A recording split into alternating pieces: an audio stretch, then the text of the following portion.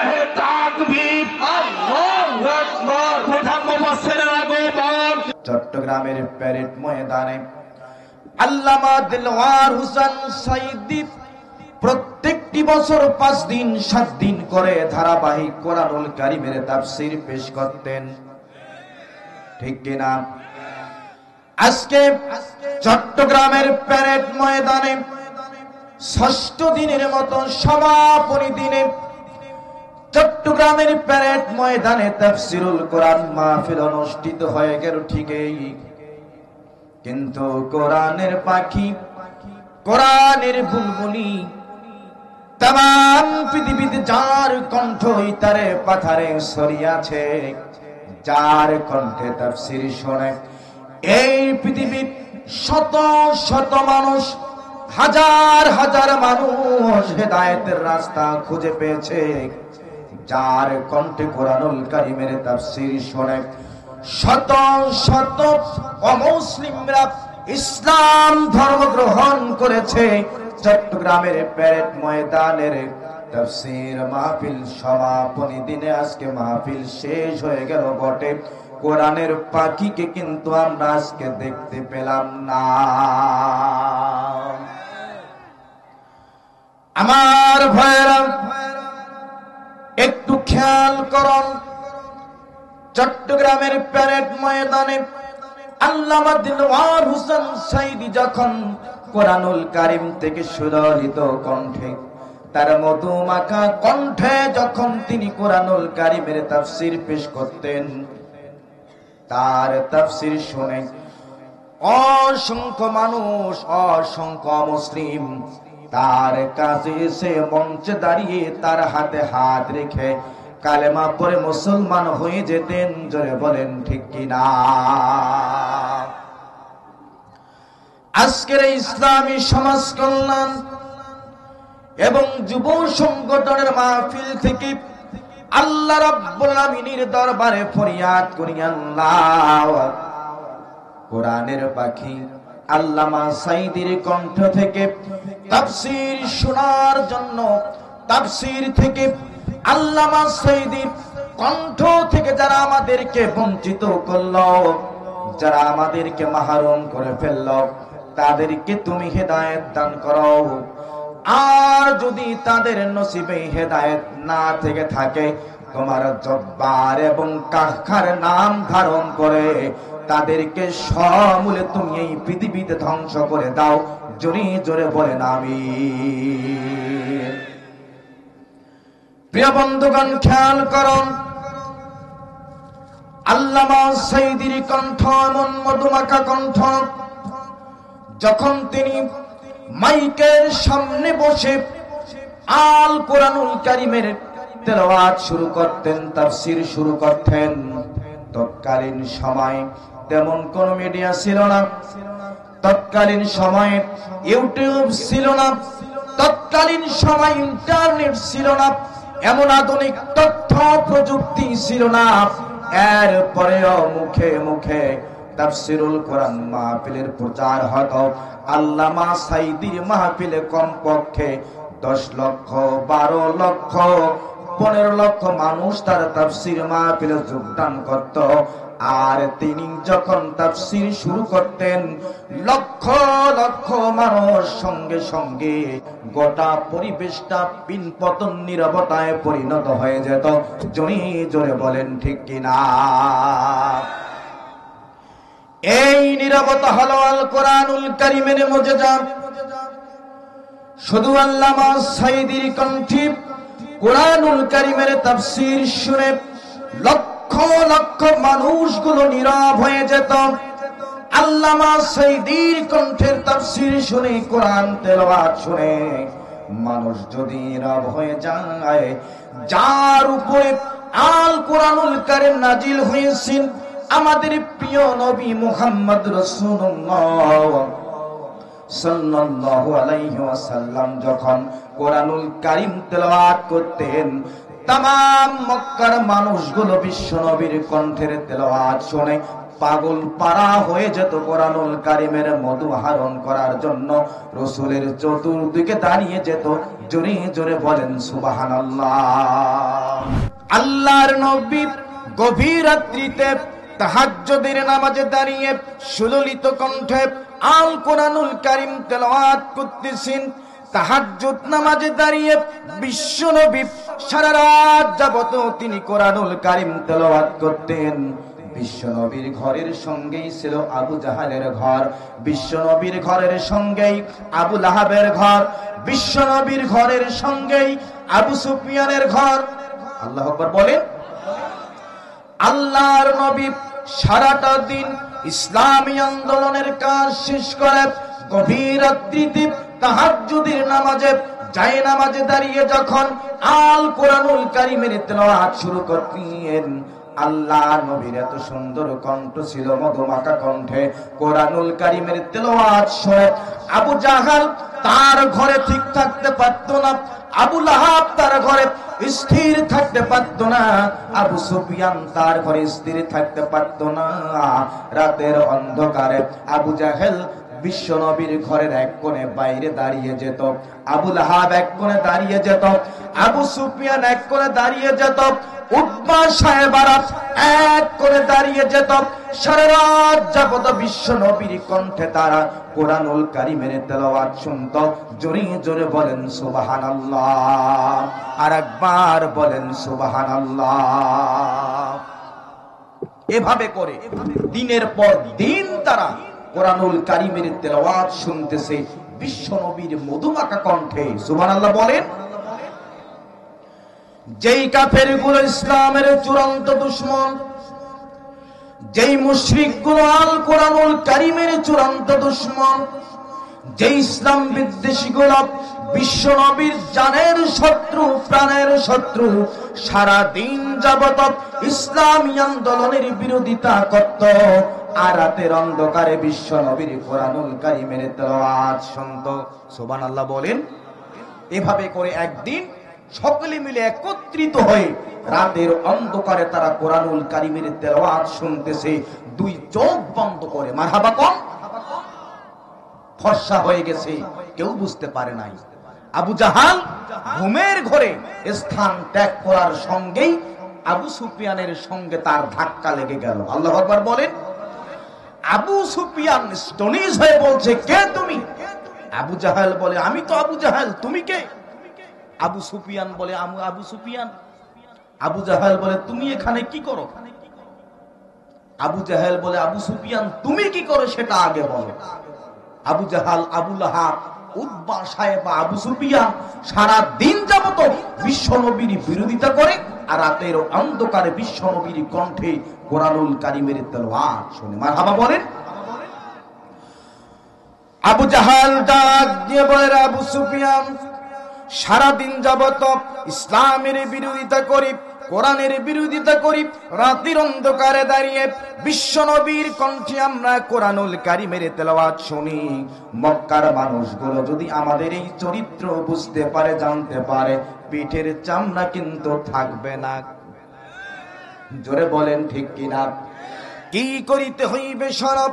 আবু জাহাল বলে, আবু লাহাব বলে, আগামী কালকে থেকে কেউ আমরা মুহাম্মদের কণ্ঠে কোরআনুল কারীমের তেলাওয়াত শোনার জন্য আমরা কেউ আসব না।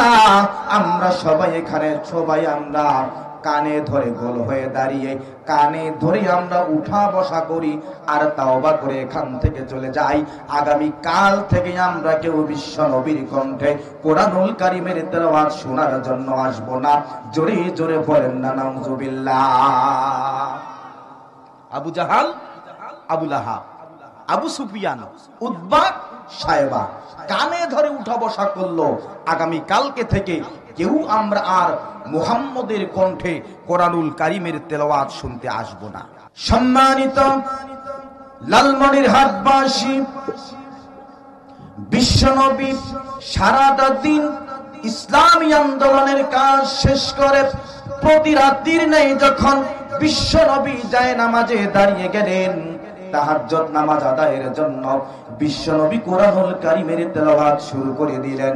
বিশ্বনবী কোরআনুল কারীমের তেলাওয়াতের শব্দ আবু জাহেল শুনতে পেল, আবু লাহাব শুনতে পেল, উতবা শুনতে পেল, সাহেবা শুনতে পেল, আবু সুফিয়ান শুনতে পেল। সকলেই নিজ নিজ ঘরে বিছানায় তারা শুয়ে আছে। যতই দিন রাত যাচ্ছে, রাত যত গভীর হচ্ছে, বিশ্বনবীর কোরআনুল কারীমের তেলাওয়াত যতই তাদের মধু লাগতেছে, রাত যত গভীর হচ্ছে, বিশ্বনবীর কণ্ঠে কোরআনুল কারীমের তেলাওয়াত ততই যেন তাদের মধুর লাগে রে। বিশ্বনবীর কণ্ঠের মধুর তেলাওয়াত শুনে আবু লাহাব স্থির থাকতে পারলেন না, এক লাফ দিয়ে বিছানা থেকে উঠলেন। আল্লাহু আকবার বলেন। আবু লাহাব হাঁটি হাঁটি পা পা করে বিশ্বনবীর ঘরের এক কোণে নিশ্চুপ হয়ে দাঁড়িয়ে গেলেন। আবু জাহাল স্থির থাকতে পারলেন না। আবু জাহাল চিন্তা করে, আমি তো হলাম কাফিরদের সর্দার, সকলকে আমি গতকালকে কান ধরে সকলকে তাওবা করিয়েছি। আজকে আবু লাহাব আসবে না, আবু সুফিয়ান আসবে না, আজকে উতবা আসবে না, সাহেবা আসবে না। আজকে আমি মজা করে সারা রাত যাবত মুহাম্মদের কণ্ঠে কোরআনুল কারীমের তেলাওয়াত শুনব। জোরে জোরে বলেন সুবহানাল্লাহ, আর একবার বলেন সুবহানাল্লাহ। এই চিন্তা করে আবু জাহাল স্থির থাকতে পারলেন না, এক লাফ দিয়ে বিছানা থেকে উঠলেন, হাঁটি হাঁটি পা পা করে বিশ্বনবীর ঘরের এক কোণে দাঁড়িয়ে গেলেন। আবু সুফিয়ান একই চিন্তা করে, স্থির থাকতে পারল না। আবু সুফিয়ান চিন্তা করে, গতকালকে আবু জাহাল আমাদেরকে কান ধরে ওঠা বসা করিয়েছে, আমরা তাওবা করেছি, আজকে তো নেতা আসবে না, আজকে আমি একাকী সারা রাত যাবত বিশ্বনবীর কণ্ঠে কোরআনুল কারীমের তেলাওয়াত আমি শুনবো। জোরে জোরে বলেন মারহাবা। আবু জাহাল এক কোণে দাঁড়িয়েছে, উতবা এক কোণে দাঁড়িয়েছে, সাহেবা এক কোণে দাঁড়িয়েছে, আবু সুফিয়ান আবু লাহাব এক কোণে দাঁড়িয়েছে। আল্লাহু আকবার বলেন, আর একবার বলেন আল্লাহু আকবার। রাত যত গভীর হচ্ছে, বিশ্বনবীর মধুর কণ্ঠে তেলাওয়াত। আমার ভয়েরা খেয়াল করুন, যেই নবীর উপরে কোরআনুল কারীম নাজিল হল, ওই নবী যখন কোরআনুল কারীমের তেলাওয়াত শুরু করেন, ভুবন ফোলানো সুর দিয়ে মারহাবা বলেন। যার কণ্ঠের তেলাওয়াত শুনে কঠিন হৃদয়ের মানুষগুলোর অন্তরগুলো মমের মতো বিগলিত হয়ে যায়। আল্লাহর নবী কোরআনুল কারীম তেলাওয়াত করতেছেন গভীর রাত্রিতে, ফর্সা হয়ে গেছে। আবু জাহাল বুঝতে পারে নাই ফর্সা হয়ে গেছে, আবু লাহাব বুঝতে পারে নাই ফর্সা হয়ে গেছে, আবু সুফিয়ান বুঝতে পারে নাই, উতবা সাহেবারা বুঝতে পারে নাই। সূর্য উঠে যাচ্ছে, হঠাৎ করে আবু সুফিয়ান বুঝতে পারল সূর্যটা যেন পূর্বাকাশে সোনালী আলো নিয়ে জঞ্জাল জঞ্জাল জঞ্জাল করে জ্বলে উঠল রে। আবু সুফিয়ান একটা দৌড় দিল, ধাক্কা লাগলো আবু লাহাবের শরীরের মধ্যে। আল্লাহু আকবার বলেন। আবু লাহাব ডাক দিয়ে বলে, কে গো তুমি? আবু সুফিয়ান বলে, আমি আবু সুফিয়ান। তুমি কে? আবু লাহাব বলে, আমি হলাম আবু লাহাব। সবাই সবাইকে দেখতে পেল। আবু জাহাল বলে, গতকালকে আমি তোমাদেরকে কান ধরে ওঠা বসা করিয়েছি, তোমাদেরকে আমি তাওবা পড়ে দিয়েছি, তোমরা এখানে আসলে কেন? কারণটা কি? সকলে জবাব নিয়ে দিল, ও সরদার, তুমি যেই কারণে এখানে এসেছো, আমরা সকলে একই কারণে এখানে এসেছি। জোরে জোরে বলেন মারহাবা। নেতাদের তো একটু মাথা মোটা হয়, তারা যে কোনো পরিস্থিতিতে একটা জবাব দিতে পারে, ঠিক কি না? আবু জাহাল বলতেছে, আমি এখানে এসেছি দেখার জন্য যে তোমাদেরকে যে আমি কালকে কান ধরে উঠা বসা করালাম, তাওবা করালাম, তোমরা এখানে আসো কিনা এটা দেখার জন্য এসেছি। নেতাদের কি হয়? মাথা মোটা হয়। ভাইরা আমার খেয়াল করুন, আবু জাহাল বুঝতে পেরেছে শুধুমাত্র কানে ধরে উঠা বসা করলে হবে না, তওবা করলে হবে না। কোরআনুল কারীমের এত আকর্ষণ, কোরআনুল কারীমের এত চুম্বক, এত ম্যাগনেট, যেখানেই কোরআনুল কারীম তেলাওয়াত করা হবে, যত কঠোর হৃদয়ের মানুষ হোক না কেন, কোরআনুল কারীম তাকে আকর্ষণ করবে। মারহাবা বলেন।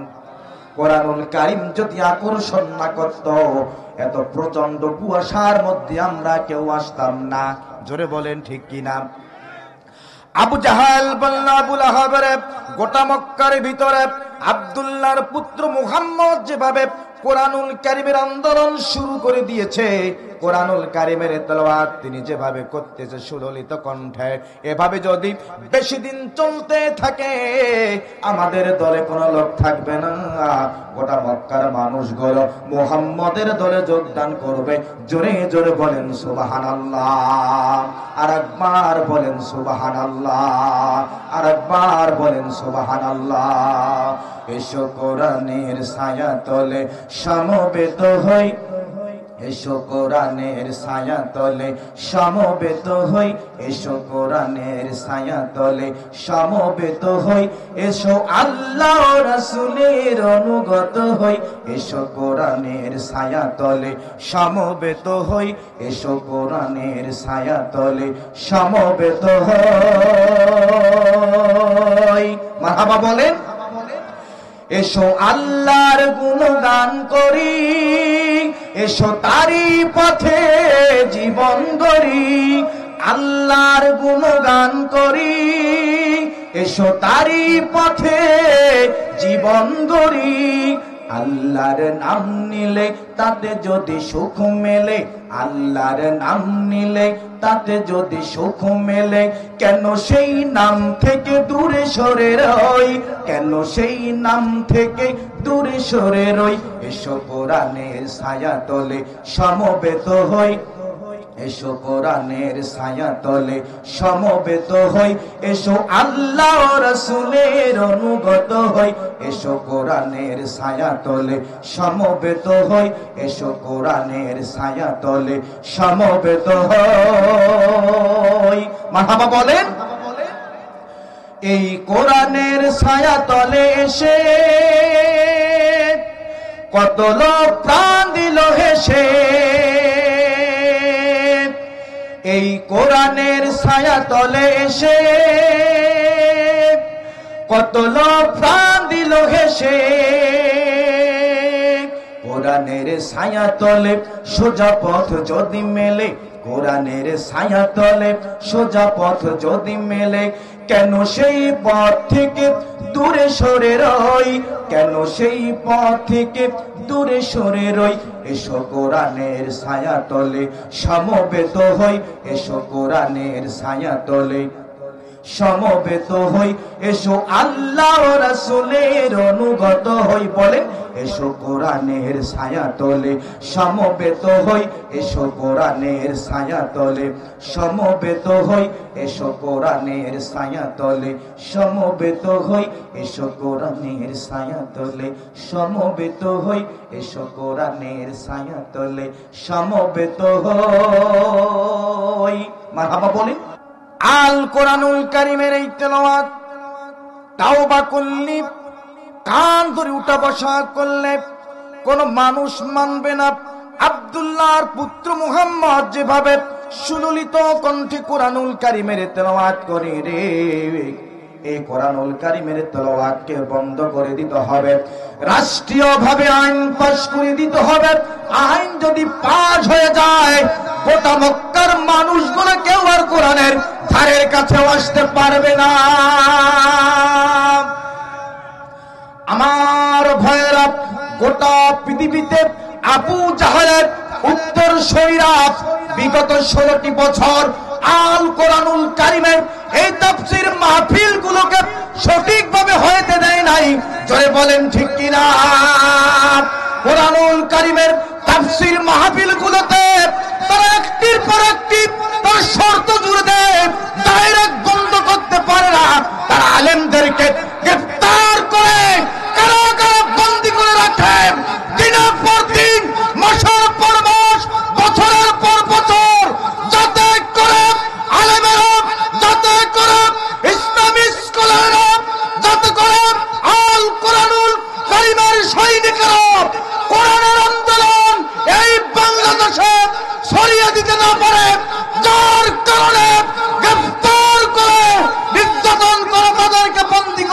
ছিল, যারা বলেন ঠিক কিনা।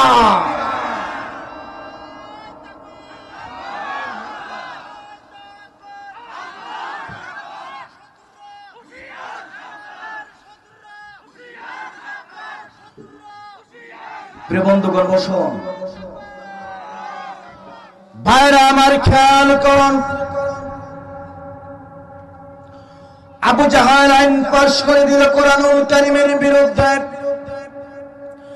وقال الذين كفروا لا تسمعوا لهذا القرآن والغوا فيه لعلكم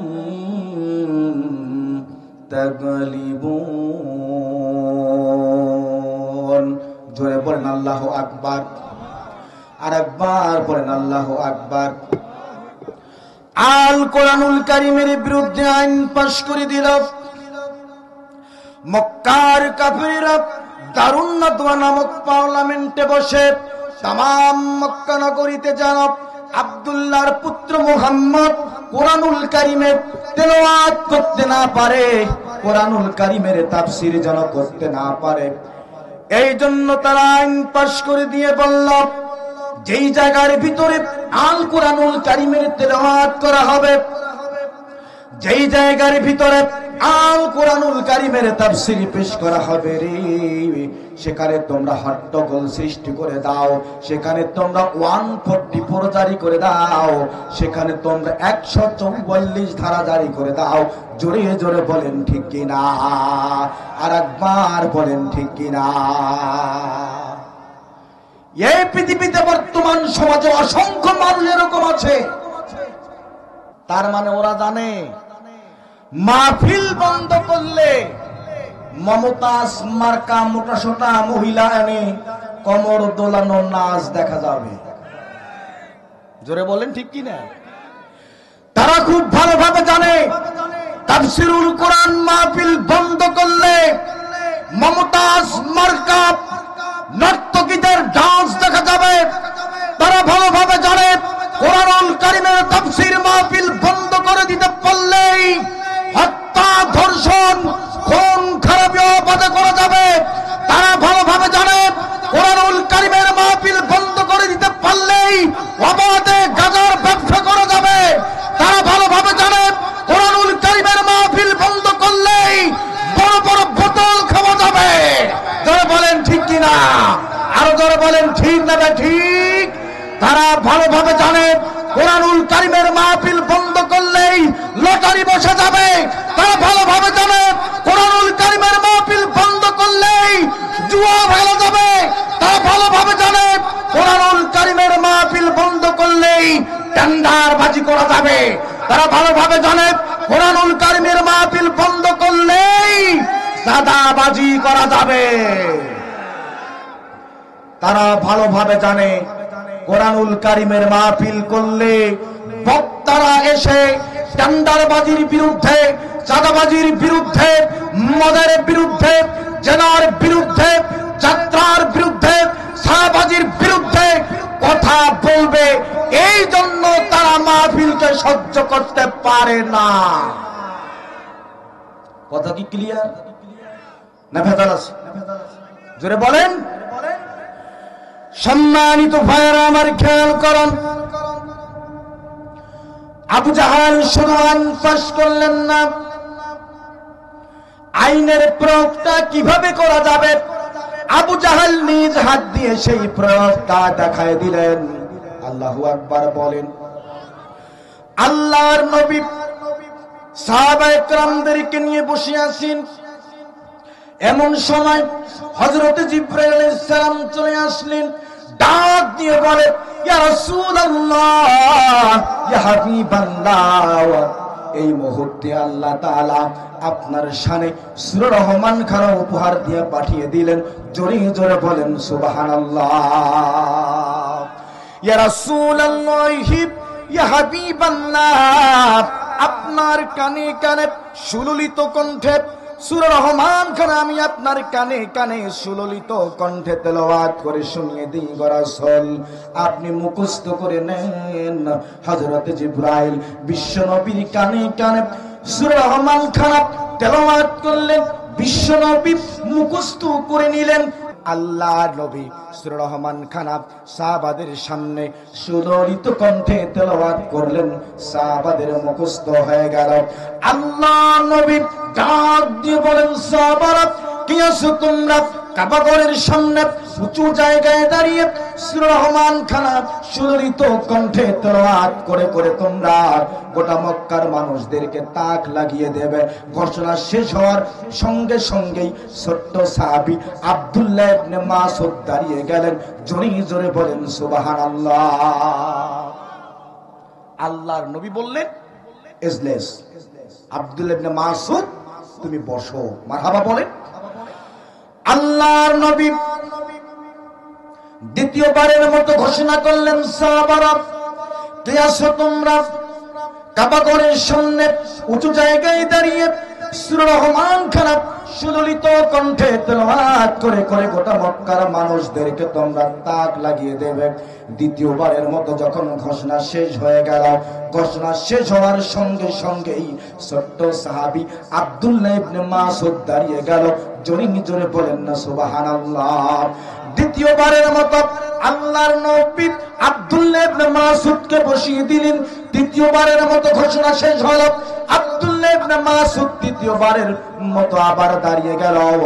আল্লাহর নবী বলেন, আব্দুল্লাহ ইবনে মাসউদ তিনবার তুমি দাঁড়িয়ে গেলে, আমি চাচ্ছিলাম এমন একজন শক্তিশালী সাহাবী। সূরা রহমান খান কাবা ঘরের সামনে উঁচু জায়গায় দাঁড়িয়ে দাঁড়িয়ে তেলাওয়াত করে করে গোটা মক্কার মানুষদেরকে তাক লাগিয়ে দে। তোমার নাই শারীরিক শক্তি, নেই তোমার বংশীয় শক্তি, নেই তোমার গোত্রের শক্তি, তোমাকে যদি মক্কার কাফেররা আক্রমণ করে তুমি প্রতিহত করতে পারবে না। এই জন্য আমি চাচ্ছিলাম এমন একজন শক্তিশালী সাহাবা, যার রয়েছে শারীরিক শক্তি, যার রয়েছে বংশীয় শক্তি, যার রয়েছে গোত্রীয় শক্তি, মক্কার কাফের গুলো যদি আক্রমণ করে অন্তত পক্ষে একটা থাপ্পড় যেন লাগাতে পারে। জোরে বলেন ঠিক কিনা? আব্দুল্লাহ ইবনে মাসউদ একবার নয় রে মাসউদ, তিনবার তুমি দাঁড়িয়ে গেলে। যাও রে বেটা যাও, কাবা ঘরের সামনে উঁচু জায়গায় দাঁড়িয়ে আল কোরআনুল কারীমের সূরা রহমান খান তেলাওয়াত করে করে গোটা মক্কার মানুষদেরকে তুমি তাক লাগিয়ে দাও। জোরে জোরে বলেন সুবহানাল্লাহ। আর একবার বলেন সুবহানাল্লাহ। সুবহানাল্লাহ সুবহানাল্লাহ সুবহানাল্লাহ সুবহানাল্লাহ, क्या मुबारक अनाम है। सुबहानल्लाह सुबहानल्लाह, आशिकों का काम है। जोरे बोलें सुबहानल्लाह। আব্দুল্লাহ ইবনে মাসউদ বিশ্ব নবীর কাছে পারমিশন পেয়ে হন হন করে রওনা হয়ে গেলেন। প্রতিমধ্যে থমকে দাঁড়িয়ে টুকরে টুকরে কান্না শুরু করে দিলেন। আল্লাহর নবী ডাক দিয়ে বলেন, আব্দুল্লাহ ইবনে মাসউদ তুমি কান্না করো কেন রে? তোমার কি মায়ের কথা মনে পড়েছে নাকি? তোমার বাবার কথা মনে পড়েছে নাকি? তোমার মাতৃভূমির মায়া লেগেছে নাকি? আব্দুল্লাহ ইবনে মাসউদ ডাক দিয়ে বলেন, ইয়া রাসূলুল্লাহ, ইয়া হাবিবাল্লাহ, মায়ের কথা আমার মনে পড়ে নাই, বাবার কথা আমার মনে পড়ে নাই, মাতৃভূমির মায়া আমার লাগে নাই গো রাসূল। আমার মন বলে আমি যখন কাবা ঘরের সামনে উঁচু জায়গায় দাঁড়িয়ে সূরা রহমান খান তেলাওয়াত করা শুরু করে দেব, মক্কার মানুষগুলো আমাকে আক্রমণ করবে, আমি মনে হয় শহীদ হয়ে যাব। আমি যদি শহীদ হয়ে যাই আপনার সুন্দর নূরানী চেহারা খানা আজকের পর থেকে আর আমি দেখতে পাবো না। এই মনে করে আমি ডুকরি ডুকরি কান্না করি। জোরে জোরে বলেন সুবহানাল্লাহ। আর একবার বলেন সুবহানাল্লাহ। আব্দুল্লাহ ইবনে মাসউদ কাবা ঘরের সামনে উঁচু জায়গায় দাঁড়িয়ে সূরা রহমান খারাপ তেলাওয়াত করে শুরু করে দিলেন। মক্কার মানুষগুলো যখন শুনতে পেলেন আব্দুল্লাহ ইবনে মাসউদ সূরা রহমান তেলাওয়াত করতেছেন, একজন, দুইজন, পাঁচজন, 10 জন, 20 জন, 50 জন, 100 জন মানুষ আস্তে আস্তে বিশাল সমাবেশে পরিণত হয়েছে। জোরে জোরে বলেন মারহাবা। দূর থেকে আবু জাহাল লক্ষ্য করলো সর্বনাশ। রাখালের বাচ্চা রাখাল যেভাবে কোরআনুল কারীমের তেলাওয়াত করতেছে, বেশি সময় এই তেলাওয়াত যদি চলে তাহলে মক্কার মানুষগুলো আমার দলের মাথায় লাথি মেরে মুহাম্মদের দলে যোগ দেবে। আবু জাহাল সহ্য করতে পারল না, এক লাফ দিয়ে চলে আসলো। আব্দুল্লাহ ইবনে মাসউদের জামার কলার ধরে এক টান দিয়ে নিচে নামিয়ে দিলাম। সজোরে এমন একটা থাপ্পড় দিল রে, এক থাপ্পড়ে আব্দুল্লাহ ইবনে মাসউদের কানের পর্দা ফেটে রক্ত ঝর্ণার মতো প্রবাহিত হওয়া শুরু হয়ে গেল। আল্লাহ নবীর সাহাবী আব্দুল্লাহ ইবনে মাসউদ চিৎকার দিয়ে কান্না শুরু করে দিলেন। কান্নার শব্দ সাহাবায়ে কেরাম শুনতে পেলেন, বিশ্ব নবী শুনতে পেলেন। ডাক দিয়ে বলে, ও সাহাবারা, ইয়াসু তোমরা যাও যাও যাও, মক্কার কাফেরগুলো মনে হয় আমার আব্দুল্লাহ ইবনে মাসউদকে আজকে শহীদ করে ফেলবে। যাও যাও যাও, সকলে মিলে মক্কার চত্বরে যাও। জোরে জোরে বলেন সুবহানাল্লাহ। সাহাবায়ে কেরাম দৌড়ানো শুরু করে দিলেন। বিশ্বনবী স্থির থাকতে পারলেন না, এক দৌড় দিয়ে চলে গেলেন আব্দুল্লাহ ইবনে মাসউদের কাছে। যে দেখলেন আব্দুল্লাহ ইবনে মাসউদ মাটিতে গড়াগড়ি দিয়ে কান্না করতেছে, আর তার কান দিয়ে রক্তগুলো ঝর্ণার মতো প্রবাহিত হচ্ছে। বিশ্বনবীকে দেখে আব্দুল্লাহ ইবনে মাসউদ ডুকরে ডুকরে কান্না শুরু করে দিল। সাহাবার কান্না দেখে রাসূল কান্না শুরু করে দিল। সাহাবা কান্দে, রাসূল কান্দে। ফানাজালা জিবরিল আলাইহিস সালাতু ওয়াস সালাম। এমন সময় হযরত জিবরাইল চলে আসলেন, যেখানে জোরে জোরে বলেন সুবহানাল্লাহ।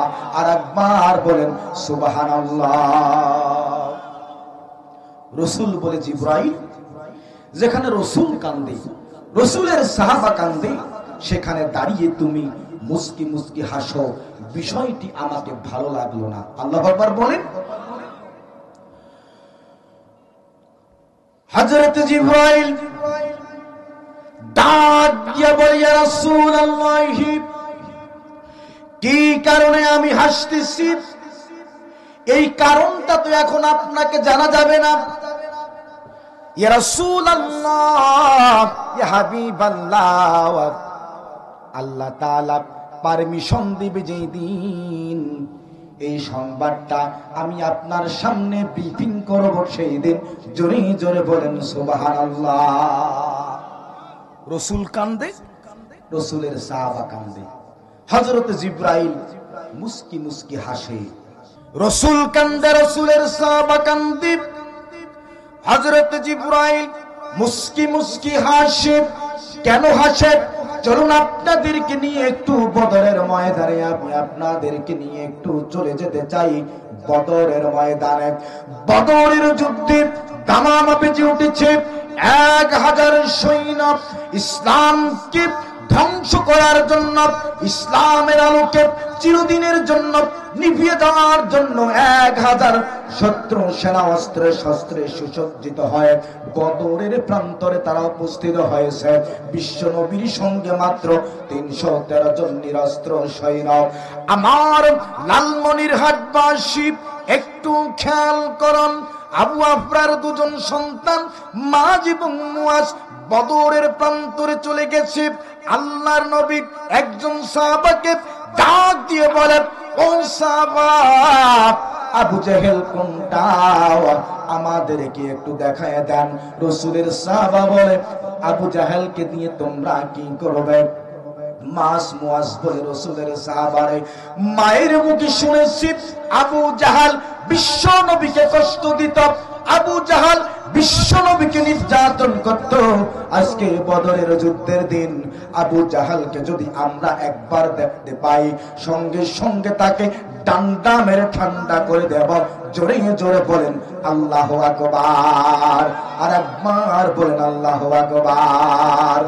আল্লাহ রাসূলের সাহাবা মাজ এবং মুয়াজকে ডাক দিয়ে বলল, ওই যে দেখো দূরে দেখা যায় ঘোড়ার পিঠের ভিতরে বসে আছে, ঘোড়ার পিঠের উপরে বসে আছে লম্বা গলা, ওর নাম আবু জাহাল।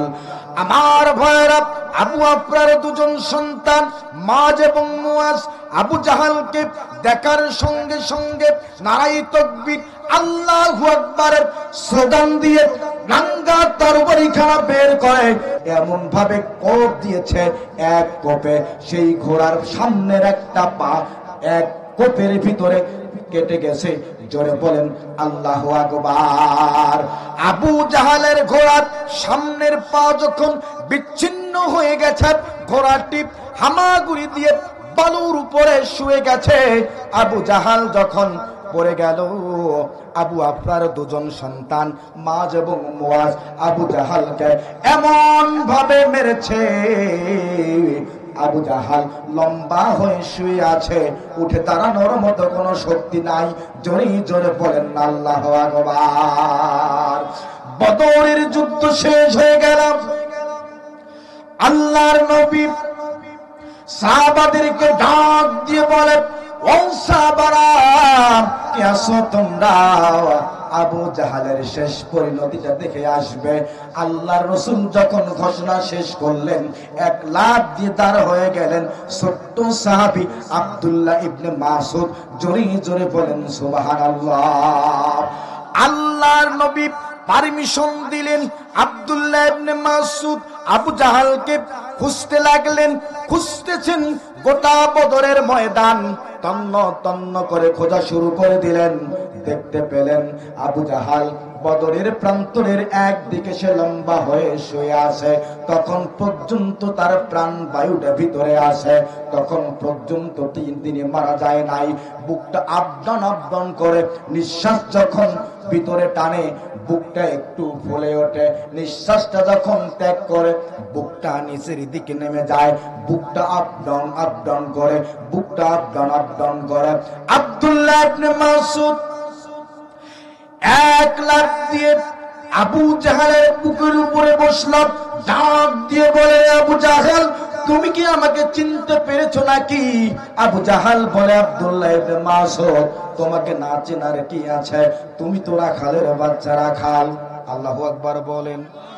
অহংকারী যারা, মৃত্যুর আগেও তাদের অহংকার শেষ হয় না। জোরে বলেন। যত বড় প্রতাপশালী হোক না কেন, পায়ের তলার নিচে মাটি নাই, কিন্তু মিডিয়া এসে অহংকারী মূলক কথা যায় না। কথা কি ক্লিয়ার? বোঝেন তো ভাইরা আমার? খেয়াল করুন, আব্দুল্লাহ ইবনে মাসউদ ডাক দিয়ে বলে, আবু জাহাল, আজকে আমার হাত থেকে তোমাকে রক্ষা করবে কে? তোমার কি মনে আছে কোরআনুল কারীমের তেলাওয়াত করার অপরাধে, কোরআনুল কারীম তেলাওয়াত করার অপরাধে তুমি আমার একটা কানের পর্দা ফাটিয়ে দিয়েছিলি, তোমার কি মনে আছে? আবু জাহাল বলে, অবশ্যই মনে আছে। আমার ভাইরা, আব্দুল্লাহ ইবনে মাসউদ কাল বিলম্ব না করে নাঙ্গা তরবারিখানা বের করে আবু জাহালের গর্দানটা, কল্লাটা গর্দান থেকে আলাদা করে দিল, আর লম্বা একটা বল্লম বের করে তার একটা কানের মধ্যে এমন ভাবে আঘাত করেছে, একটা কানের পর্দা ফেটে যেয়ে বল্লম খানা আর একটা কান দিয়ে বের হয়ে গেছে। জোরে জোরে বলেন আল্লাহু আকবার। আব্দুল্লাহ ইবনে মাসউদ মাথা সহ বল্লম খানা কান্দের মধ্যে নিয়ে ঘন ঘন করে রওনা হয়ে গেল বিশ্ব নবীর দরবারের দিকে। বিশ্ব নবীর কদম মোবারকে আবু জাহালের ছিন্ন মাথাটা, ছিন্ন কল্লাটা রেখে দিল। বিশ্ব নবী মুস্কি মুস্কি হাসে, আব্দুল্লাহ ইবনে মাসুদ মুস্কি মুস্কি হাসে। ফানাজালা জিবরিল আলাইহিস সালাতু ওয়াস সালাম। এমন সময় হযরত জিবরাইল চলে আসলেন, ডাক দিয়ে বলে, ইয়া রাসূলুল্লাহ, ইয়া হাবিবাল্লাহ, আপনার কি মনে পড়ে সেই দিনের কথা যেই দিন কোরআনুল কারীম তেলাওয়াত করার অপরাধে আবু জাহাল আব্দুল্লাহ ইবনে মাসুদের একটা কানের পর্দা ফাটিয়ে দিয়েছিল?